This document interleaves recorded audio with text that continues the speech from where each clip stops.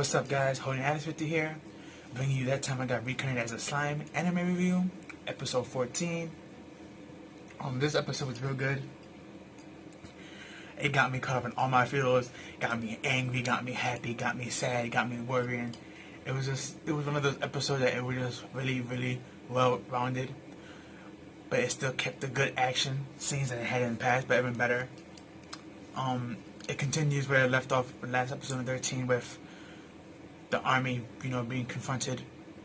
The army of Rimuru fighting the orcs, and in the middle, Gilmad dropped in, and he's screaming at the orcs. Not the orcs, he's screaming at the ogres that are now, evolved. Rimuru's people. He's screaming at them, saying, "While you're interfering, my plan is for the orcs to devour everything and become powerful and level up their lord to a demon lord, so they can take over the forest for him. And you're messing up his plan, and he's gonna get really upset if you keep doing this." And he just keeps saying he, but he's not saying who is this he. And he attacks the orcs. He attacks the ogres, and Rimuru steps in and stops it. And then it was like, he doesn't stop it then. He actually waits to see what they can do, and they don't really do much. And what got me upset about the episode was this guy Gilmad is talking all this smack towards them, and he's telling the giant to devour them, beat them, stuff like that. And then when he attacks him and Rimuru stops it all, the Orc Lord decides to move forward, and he turns his back towards the Orc Lord and he says, "Haha, he's finally ready to attack you fools." And that's when the Orc Lord surprisingly takes his blade and he just chops off the guy's head and started eating his body. And this is the part that started getting me upset. It was at the fact that everybody's actually watching him eat this body. And it's like, y'all know what happens when he eats something powerful. He levels up. His ability is almost similar to Rimuru. The only difference with Rimuru is that when he eats something, he gains experience and he gains all the skills of that thing he eats. Where the Orc Lord, on the other hand, he eats and he just powers up or ranks up. So it's almost similar, but I would say Rimuru is a little bit better because you get the skills of everyone you devoured as well. When it comes to this guy, we noticed that he got a couple, he got that one spell, but we don't know if that spell was from him eating or him just having it because he's also a demon lord now. So he has certain traits of that subtype.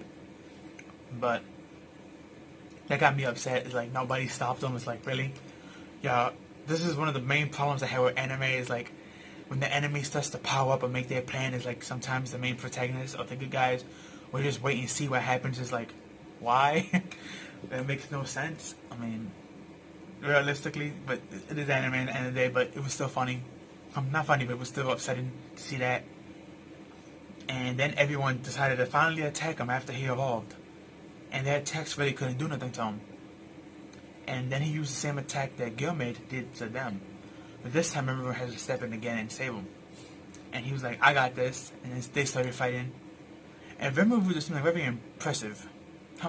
It wasn't really impressive, but it's something at the same time it's common, but it's not really used in other anime like this, in Senkai, like Sword Art Online or Overlord. They don't have a mode where they can give up their bodies for the computer to take over. Rimuru, on the other hand, that was actually his first tactic and his first real fight, is that he gave up his body to the Great Sage, and she was controlling him on AI. And I was like, oh wow, that's impressive. You don't really see main characters giving up their bodies to the AIs so that their body can move on their own and fight on their own. I mean, he was still conscious and he was knowing what's going on, but that's something really unique that you don't see. So I'm happy they took the time to do that. And Rimuru was laying good hands on him until, Rimuru got caught by him. And that guy was like, "I'm going to devour you." And Rimuru did the fire circle, the skill that he picked up from Ifri. And unfortunately, he also got fire resistance max, so it doesn't work against him. So Rimuru was the only idea he had left, which was kind of common. And the idea was basically, let's see who has a better eating skill.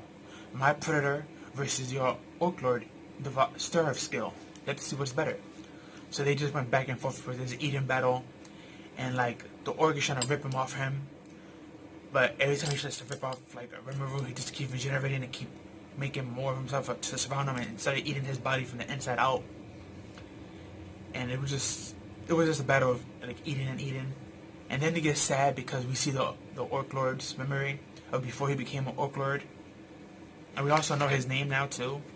His name was Gilmud made him Gilmud gave him the name Gil. So he basically named him after himself. And we know Gilmud got his name from the Demon Lord, so. But we see his backstory, and his backstory is actually really sad. He was actually the king of the orcs, and his people was the land where they lived was a great famine. So a lot of the people were starving, and children were dying from starvation. And it came to this one part where he actually had to rip off his arm and give it to some kids to eat. Luckily, he had a very high regenerating skill before he became a Demon Lord, and he was able to grow his arm back. But he told his people something must be done, and that's why he took the deal / offer that was given to him. He didn't really care about himself gaining power and being fed. He actually did it for his people. He was actually a true king, and I gotta respect him for that. You know, anybody who does anything for other people, great deeds like that, especially for their family and country, that's just massive respect right there. So that goes out to him. But that's basically what's his backstory. And we get this one part where Rimuru tells him, "I devour all your sins and the sin of your people, so don't worry when you die." And he started to cry, and he was like, "You're greedy, but thank you." Which that represents, you know, a lot of people probably got confused on that, but basically what Rimuru was saying was, technically speaking, he was going to help his people out, you know, because, you know, they did commit a lot of great sins of devouring and killing other people. So I guess Rimuru was going to probably make a deal with them to help him out.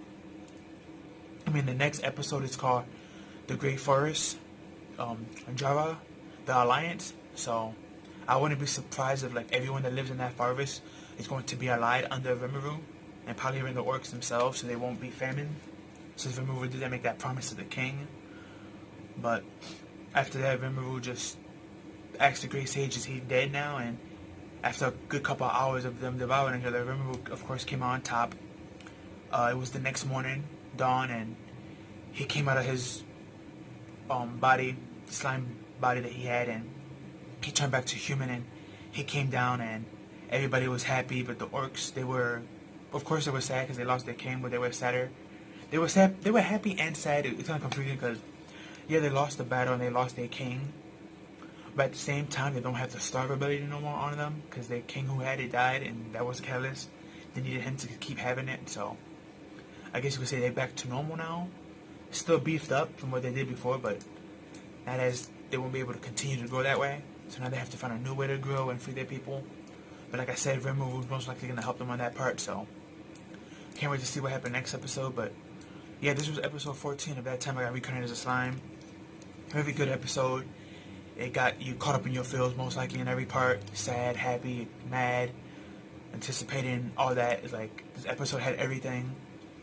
And the one thing I love the most is the storytelling, and how, like, even though we only met the king like 2-3 times, it was good enough to make us feel sad for him and what he's been through as a king and what he was doing for his people.